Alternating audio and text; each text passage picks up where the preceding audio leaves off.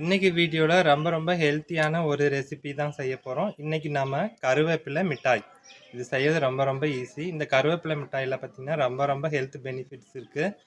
முடி வளர்ச்சிக்கு, முக வசீகரத்துக்கு, ஸ்கின் டோனுக்கு, அப்புறம் பார்த்திங்கன்னா ஜீரணத்துக்கு, வாய்ப்புண்ணுக்கு, இதுக்கு எல்லாத்துக்குமே ரொம்ப நல்லது. இந்த கருவேப்பிலை மிட்டாய் எப்படி செய்யலான்னு பார்க்கலாம். அதுக்கு முன்னால் நம்ம சேனலை சப்ஸ்கிரைப் பண்ணாதவங்க சப்ஸ்கிரைப் பண்ணிக்கோங்க. கூடவே வர பெல் சிம்பிளையும் கிளிக் பண்ணி ஆளுங்கிற ஆப்ஷனை ப்ரெஸ் பண்ணிக்கோங்க. தினசரி இதில் ஒரு லட்டு சாப்பிட்டா போதும். உங்களுக்கு உடம்புக்கு தேவையான எல்லா சத்துக்களும் இதுலேயே இருக்குது. கூந்தல் வளர்ச்சிக்கு, முக வசீகரத்துக்கு, அப்புறம் ஜீரணத்துக்கு, எல்லாத்துக்குமே கை கால் வலி, மூட்டு வலி, இதுக்கு எல்லாத்துக்குமே நல்லா இருக்கும். இது வந்து ஹெல்ப் பண்ணும். கண்டிப்பாக இது ஒரு வாட்டி ட்ரை பண்ணி பாருங்கள். வணக்கம், என் பேர் Jaipalraju. Welcome to Mettur multi craft channel.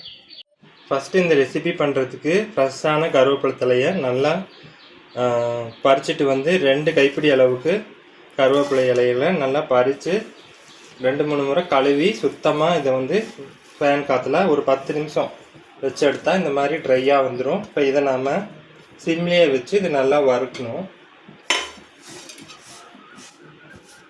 இப்போ நம்ம இதை சிம்மில் தான் வச்சு இதை ரொம்ப கைவிடாமல் வறுக்கணும். இப்போ 8லேருந்து 10 நிமிஷம் வரைக்கும் ஆகும். இதை வந்து சிம்லேயே வச்சு இதை வறுத்துக்கலாம்.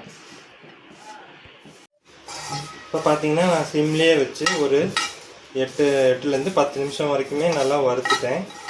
இப்போ பார்த்தீங்கன்னா இதை எடுத்தால் அப்படி நல்லா இந்த மாதிரி நல்லா நொறுங்கி வரணும்.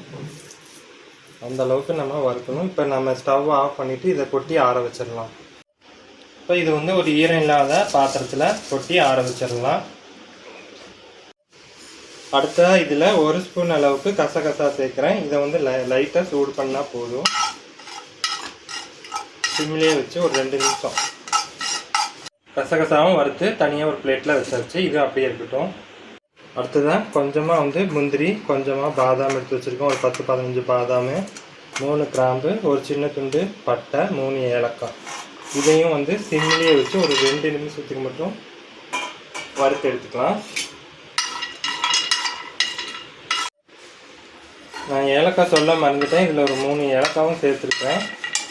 ஒரு 2 நிமிஷம் நல்லா வறுத்தாச்சு. இதை நம்ம தனியாக ஆற வச்சிடலாம். இப்போ நம்ம கருவேப்பிலை தலையை வந்து நல்லா வறுத்து வச்சுருக்கோம். முந்திரி பருப்பு, ஏலக்காய், கிராம்பு, பட்டை இது எல்லாமே வறுத்து வச்சுருக்கோம். 1 ஸ்பூன் அளவுக்கு கசகசா வறுத்து வச்சுருக்கோம். இது முழுமையாக ஆறி வரட்டும். மிக்ஸி ஜாரில் மாற்றி கிரைண்ட் பண்ணிக்கலாம். இப்போ நம்ம வறுத்த எல்லா பொருளும் நல்லா ஆறி வந்துருச்சு. நான் வந்து டெசிகேட்டட் கோகனட் வந்து ஒரு 1/2 கப் அளவுக்கு வறுத்தேன். இது வறுத்து வச்சுருக்கேன். நான் இதை வீடியோவில் காமிக்க மறந்துட்டேன். இப்போ நம்ம இது எல்லாத்தையுமே நல்லா ட்ரையான மிக்ஸி ஜாரில் மாற்றிக்கலாம். கருவேப்பிலை சேர்த்தாச்சு. இப்போ நம்ம வறுத்த தேங்காயும் சேர்த்துக்கலாம். இப்போ இதை மட்டும் க்ளோஸ் பண்ணி மிக்ஸியை க்ளோஸ் பண்ணி இதை மட்டும் நல்லா அரைச்சி எடுத்துகிட்டு வந்துடலாம். இப்போ பார்த்திங்கன்னா கருவேப்பிலை தேங்காய் 2யும் நல்லா அரைச்சிட்டு வந்தாச்சு. நம்ம ஏற்கனவே வறுத்த பாதாம், முந்திரி, ஏலக்காய், கிராம்பு, பட்டை இது எல்லாத்தையும் சேர்த்து இது ஒரு நல்லா அரைச்சி எடுத்துகிட்டு வந்துடலாம். இப்போ இதில் நம்ம டேட்ஸ் சேர்த்துக்கலாம். பேரிச்சம்பழம் விதையை நீக்கிட்டு சேர்த்துருக்கேன், அதையும் சேர்த்துருக்கேன். உலர் திராட்சை வச்சுருக்கேன், அதையும் சேர்த்துக்கலாம். சேர்த்துட்டு இது நல்லா அரைச்சிட்டு வந்துடலாம். இப்போ எல்லாம் சேர்த்து அரைச்சாச்சு. பார்த்திங்கன்னா இந்த மாதிரி வரும். இப்போ இதில் 1 ஸ்பூன் அளவுக்கு நெய் சேர்த்துக்கலாம்.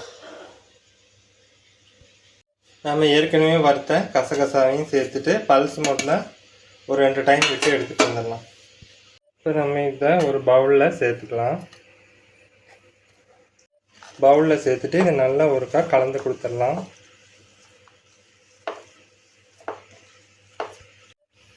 நாம் இதில் டேட் சேர்த்துருக்கறனால நம்ம ஸ்வீட் எதுவும் சேர்க்க தேவையில்ல.